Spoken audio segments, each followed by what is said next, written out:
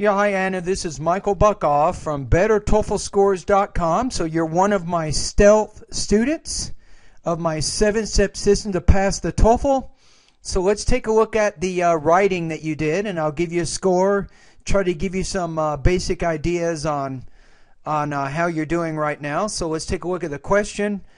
Some people prefer to spend their free time outdoors. Other people prefer to spend their leisure time indoors. Would you prefer to be outside or would you prefer to be inside for your leisure activities? Use specific reasons and examples to support your choice. Now, as I go on, I'll probably make a few corrections also. Although we can't always spend our time outside because of the weather conditions, I personally prefer, I think you got word order problems here, to spend, I would say I personally prefer to spend more of my leisure time outside. I have luck when I can train capoeira inside and outside, but whenever I can, I'm training capoeira outside. Let's see here. Probably you want to throw a comma in here and then one here to separate. You want to separate this this adverb clause from the compound sentence there. Now the good thing is, wow, you're using a lot of complex grammar without too many errors there, so that's good. Now the only problem here is, what in the heck is this word here? Capoeira? Now the thing is, now if I don't understand what this word is, it's possible that other readers who are reading this, and TOEFL iBT human raters are reading this, so if you use a word that's a technical word, in this case I'm inferring that it's a type of exercise, maybe some kind of, possibly a game or something, but you should probably give a definition of it at least the first time you use it so we know what's going on.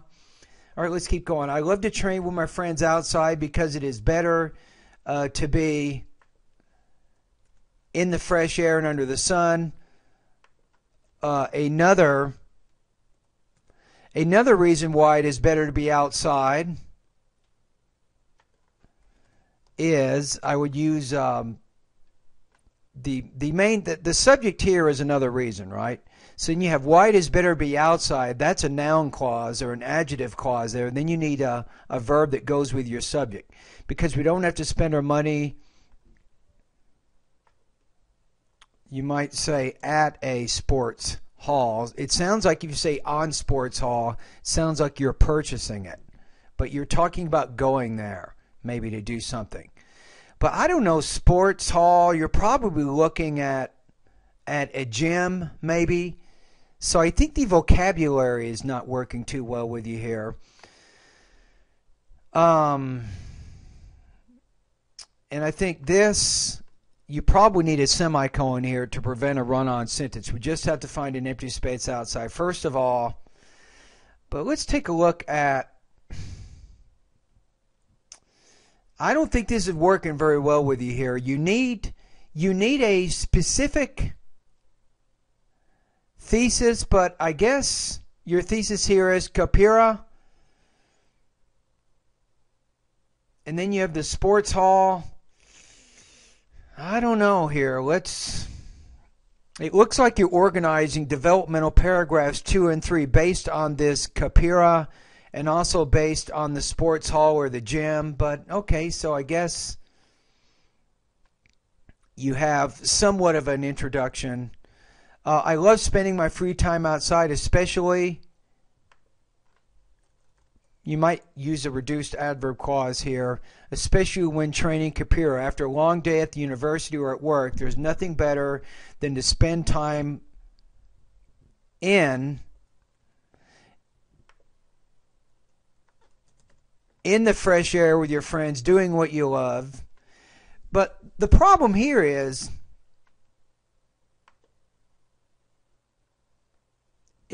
we're going back to, you're saying I here, right? So with my friends doing what I love here. So you probably don't want the second person point of view. I don't feel that same good energy while we. Who's we? Your friends, maybe? But you go back to I. Okay, while we were training in a sports hall, there is never enough fresh air, and after 30 minutes of training, we can't breathe. In addition to that, our sports hall is very small because there's not enough space for everyone. So lots of people are not training. Now, the main thing is,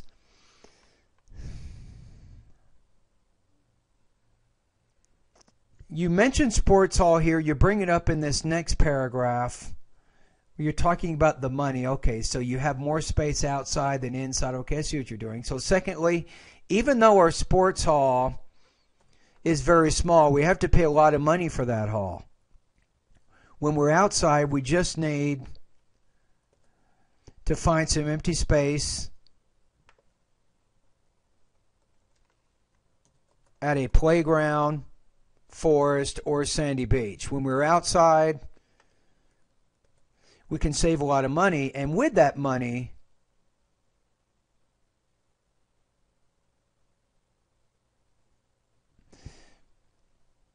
you might say that we would have spent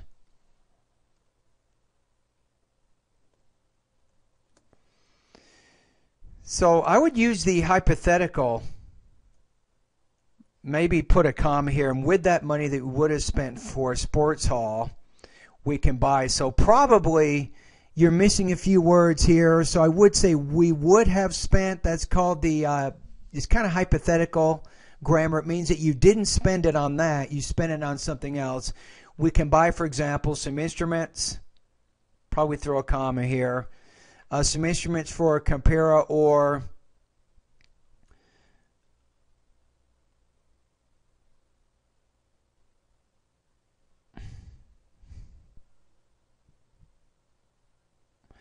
for capoeira, or no, not, I'm not going to say to go here. I'll tell you why. Hold on. So you said for plus a noun here, and then you have here. So for capoeira or for going on some excursion. While we're outside, the energy is always much better because more people are training. So in conclusion, training outside has more advantages than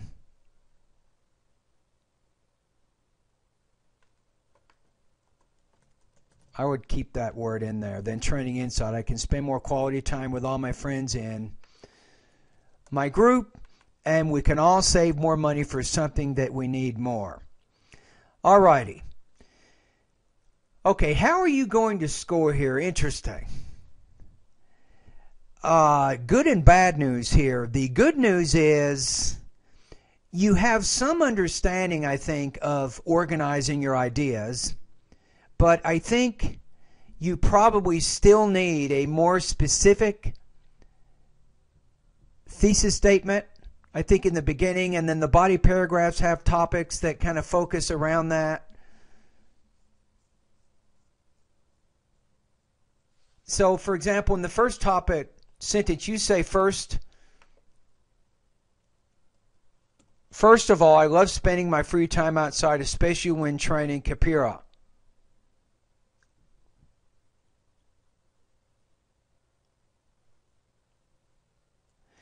So you want to make sure that you take the topic sentence. It's pretty good, but go back to what the purpose here is. You actually agree with this statement. So you might start off, first of all, one reason I prefer spending time outdoors is because I like it, especially when training capoeira. So you probably want to connect or repeat that idea there that goes back to the purpose. And your next body paragraph is not good at all. You say here, secondly, even though a sports hall is very small, we pay a lot of money for that hall. But that doesn't go back to why you prefer to spend free time outdoors. So you have to create a more specific and focused topic sentence that goes back to the writing assignment. See, secondly, another reason I prefer spending time outdoors is because it's too expensive to do my exercise indoors. You know, something like that. So I think you could better connect your body paragraphs need to be better connected back to the introduction and the writing assignment itself. But the biggest problem, Anna, you're having, I'm going to be honest with you, is word choice, vocabulary. You're not natural. You're using expressions and things that native speakers would not use. For example, we don't typically talk about a sports hall. We refer to it more as a gym. I think is a more common way that we refer to it. So your vocabulary, I think, is not very natural sounding, and that's going to kill you on the TOEFL. And probably, you know, if you're looking for 350 words, I don't think you're there yet. You probably need a third body paragraph, which brings up a third reason why you prefer spending your time outdoors. And the other thing, trying to organize it all around this idea of capoeira, actually that was probably a good strategy because it makes it focused. So think about 3 different reasons why you prefer to do this exercise outdoors as opposed to being indoors. Okay, so how would you score on this particular task? So I think there's some vocabulary problems. There's a few grammar problems, particularly punctuation. You definitely want to go back to my TOEFL grammar lessons on my 7-step system to pass the TOEFL, and especially review TOEFL grammar lesson number 3 and TOEFL grammar lesson number 4. But I think generally you understand punctuation, but you're not there yet. But I like how you use advanced grammar. Even though you're making mistakes, it's good that you're doing that. Okay, so keeping all these things in mind, you're probably looking right now at 3.5 out of 5. And that's probably not where you want to be. You're probably not, I don't know, maybe 20 or 21 points out of 30. I think it's going to be difficult for you to get higher than that because you just have too many problems with vocabulary and sounding natural. You know, so I mean, what do you do? How do you correct that? This is something that comes with experience with the language. So obviously, you want to continue to read, watch TV, listen to music, read magazines and newspapers, and read longer books and those kinds of things, and that will get you used to the kinds of vocabulary words that we use. Now also, TOEFL vocabulary lesson 3 and 4 is one of the reasons that I did those 2 lessons. A lot of students don't like to do those lessons because they're so difficult and they're so lengthy. But if you do those 2 lessons, it will help you to sound more natural, and it will give you a better, more natural sounding vocabulary base. So those would be some of my basic suggestions on where you are right now. So again, you're probably right around 3.5 out of 5 on this speaking task.